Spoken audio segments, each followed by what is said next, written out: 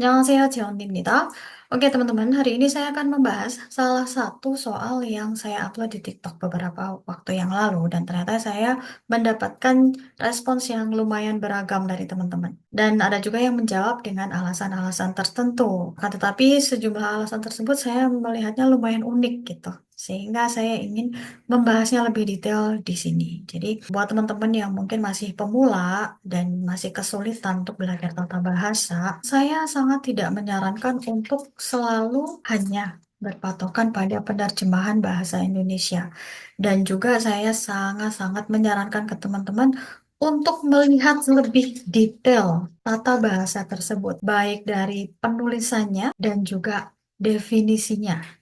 Selain itu, bagaimana tata bahasa tersebut diterapkan, misalnya dalam kalimat, dan juga dalam konteks yang seperti apa, kondisi yang seperti apa, itu teman-teman juga harus tahu. Pastinya itu bukan perkara mudah. Hal yang paling penting lagi, kita tahu intinya. Tentunya untuk mendapatkan inti pemahaman tersebut nggak mudah, teman-teman. Saya pribadi, saya mempelajari tata bahasa ini dari berbagai sumber dan saya mengulang-ulang apa yang sudah saya pelajari untuk mendapatkan pemahaman yang mendalam, untuk dapat inti dari tata bahasa tersebut. Di sini saya akan berbagi ke teman-teman. Jadi kalau ada yang masih penasaran, silakan lihat dari awal sampai akhir. Nah, untuk soalnya sendiri di sini, 매일은 아침부터 저녁까지 회사 점점점 일을 합니다. Kalau misalnya kita lihat pilihannya di sini ada 가면서, 가고, 가서, 가기로. Sehingga kalau misalnya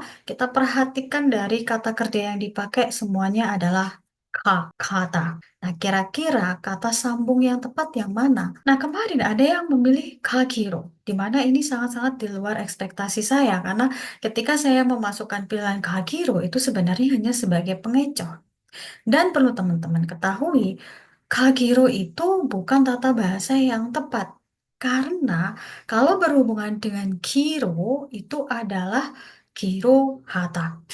Yang artinya memutuskan untuk. Dimana kalau kita ingin menggunakan kiro hata, itu kita mulai dengan kata kerja lebih dulu. Baru kita tambahkan kiro hata. Contohnya kata kerjanya mokta. Ditambah kiro hata menjadi Mokirohata, artinya memutuskan untuk makan. Chata, artinya tidur. Ditambah kirohata, menjadi chagirohata, artinya memutuskan untuk tidur. Kalau misalnya di sini kita ingin memasukkan kiro, teman-teman lihat, di sini ada il, tidak langsung hata, berarti jawaban ini tidak cocok. Karena setelah kiro, 회사 가기로 하다. Bukan dengan 일. Selanjutnya untuk 가면서. 가면서 artinya itu sambil. Sambil melakukan kegiatan satu, melakukan kegiatan yang lain. 회사 가면서 일을 합니다. Yang artinya sambil berangkat ke kantor saya bekerja. Mungkin-mungkin aja bisa jadi kita sambil berangkat lagi di dalam bus gitu kan ya. Terus kita bekerja, pekerjaan kita akan tetapi lagi-lagi di sini ada 가장 알맞은 것 yang paling-paling sesuai dan yang paling-paling mungkin dalam hal ini apabila kita melihat dari konteks secara keseluruhan. Konteksnya di sini secara keseluruhan setiap hari yang saya lakukan itu apa? Mulai dari pagi sampai malam. Nggak mungkin kalau kita hanya bekerja sambil berangkat kerja. Sehingga 가면서 juga nggak sesuai dalam hal ini. Nah, sekarang tinggal kaku dan kaso. Untuk bisa menjawab yang tepat, tentunya kita harus memahami prinsip dasar persamaan dan juga perbedaan dari ku dan ao yoso. Sebelumnya sebenarnya saya pernah membuat video tentang ku dan juga ao yoso, akan tetapi kalau misalnya teman-teman ingin mengetahui lebih spesifik lagi, di sini saya akan menerangkannya nih teman-teman. Untuk ku dan Aoyoso ini memiliki persamaan yaitu menunjukkan keadaan ataupun kegiatan yang berurutan. Kalau misalnya kita fokus pada kegiatan ini ya harus kegiatan yang berurutan. Kalau misalnya berfokus pada keadaan, biasanya dia itu adalah keadaan satu dan keadaan yang lain, jadi tambahan informasi. Akan tetapi, kalau untuk kegiatan, selain dia memberikan tambahan informasi, dia juga menunjukkan kegiatan yang dilakukan secara berurutan. Demikian pula dengan Aoyoso, sama-sama menunjukkan keadaan atau juga kegiatan yang berurutan. Akan tetapi, hal yang paling penting untuk teman-teman ketahui adalah apabila kita fokus pada kegiatan, ku ini kegiatannya berurutan akan tetapi terpisah. Jadi dua kegiatan yang berbeda atau terpisah. Sedangkan Aoyoso, kegiatan ini selain berurutan, kegiatan-kegiatan tersebut harus saling berkaitan. Kalau tidak berkaitan, otomatis kita bisa langsung menggunakan ku. Nah, yang saya maksud dengan berkaitan itu seperti apa? Contohnya, memiliki satu tujuan atau tujuannya harus sama nih. Yang kedua, memiliki kaitan sebab akibat misalnya. Pasti teman-teman udah tahu kalau Aoyoso ada kalanya kita artikan karena, oleh karena itu, oleh sebab itu. Karena mereka memiliki hubungan sebab akibat. Di mana hal ini tidak ada pada ku. Sebagai contohnya nih teman-teman. 밥 먹고 회사 가요. 요리하고 공부해요.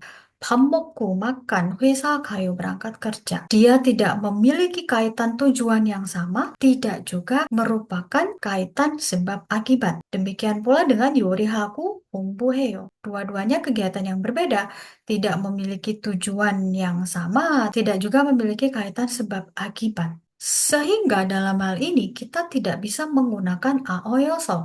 밥 먹어서 회사 가요. Nggak bisa. 요리해서 공부해요. Nggak bisa. Akan tetapi kalau misalnya teman-teman ingin menggunakan aoyoso seperti apa? 요리해서 밥 먹어요. Saya masak dan yang selanjutnya dilakukan adalah makan. Kemudian 방에 들어가서 공부해요. Saya masuk kamar, kemudian yang saya lakukan adalah belajar. Bagaimana kita tahu kalau dua kalimat ini memiliki kaitan?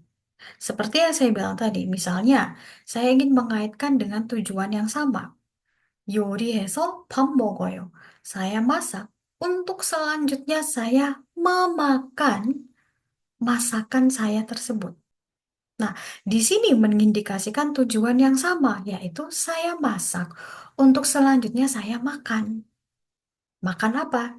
Ya, masakan yang saya masak tadi. Demikian pula dengan 방에 들어가서 공부해요. Saya pergi ke kamar untuk selanjutnya saya belajar di dalam kamar. Jadi tujuan saya masuk kamar adalah belajar. Jadi dia memiliki tujuan yang sama sehingga untuk Aoyoso, apabila kita ingin lebih mudah memahaminya, kita bisa mengartikan untuk selanjutnya. Jadi 요리해서 밥 먹어요. Saya masak untuk selanjutnya saya memakan hasil dari masakan saya. 방에 들어가서 공부해요. Saya masuk ke kamar untuk selanjutnya saya belajar di dalam kamar. Nah, kalau sekarang kita melihat kembali ke soal ini, ada kata 회사 가다 일을 합니다. Apakah 회사 가다 dengan 일을 합니다 bisa kita kaitkan? Jawabannya iya. 회사 가다, saya berangkat kerja. Untuk selanjutnya, saya bekerja di dalam kantor itu. Jadi di sini jawaban yang paling tepat adalah kaso. Dan untuk teman-teman yang mungkin masih mengalami kesulitan belajar tata bahasa, saya menyediakan kelas khusus tata bahasa. Jadi mulai dari yang level pemula, menengah sampai yang atas. Nah, di sini saya tidak hanya akan memberikan deskripsi textbook aja ke teman-teman, akan tetapi benar-benar kita akan menganalisa secara lebih dalam bagaimana sebenarnya tata bahasa itu kita bisa aplikasikan, baik nanti untuk menjawab soal atau mungkin ketika kita ingin berbicara ataupun ketika kita ingin menulis, terutama buat teman-teman yang mungkin lagi ingin topik 2. Jadi bagaimana kita bisa menulis dengan tata bahasa yang sesuai dengan konteks atau kondisinya masing-masing. Buat yang berminat bisa menghubungi saya di Gmail yang ada di kolom deskripsi, bisa juga di Telegram ataupun di TikTok saya. 그럼 오늘 수업은 여기까지고요. 다음에 또 봬요. 감사합니다.